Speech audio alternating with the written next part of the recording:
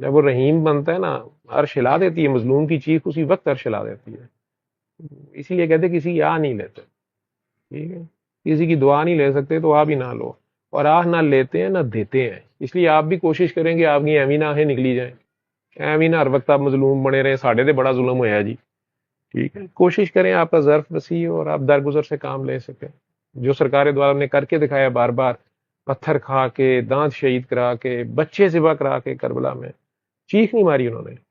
کیونکہ اونٹنی کے بچے کی چیخ سے پہاڑ گر رہا ہے، پوری بستی تباہ ہو رہی ہے، تو یہاں تو اونٹوں والے ہیں، وہ خود ہیں. ان لوگوں نے چیخ نہیں ماری، اسی لیے دعا ہی دی ہے، قرآن سنا دی ہے، سورہ حجرات سنا دی ہے، جو ہم آج بھی سننے پہ تیار نہیں ہیں. آج بھی ہم ایک دوسرے کو فضلو، ڈیزل، پالش، عمرانڈو،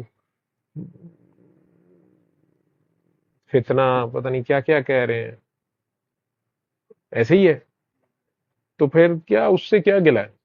بلکہ اس کا تو ظرف ہے، اس کا ظرف ہے کہ وہ ہمیں برداشت کر رہا ہے اس کائنات میں ساری نافرمانی اور بدماشی کے باوجود. لیکن یہ جب اس کے بندے کی گستاخی کرتے ہیں ہم، یہ نہیں معاف کرتا. یہ میں نے دیکھا ہے کہ وہ تو ادھر ہی پکڑ لیتا ہے، جسے وہ چھوٹا عذاب کہتا ہے شاید، وہ پکڑ لیتا ہے. ذرا ادھر آؤ نا. یہ بھی ماں کا پیار ہے نا.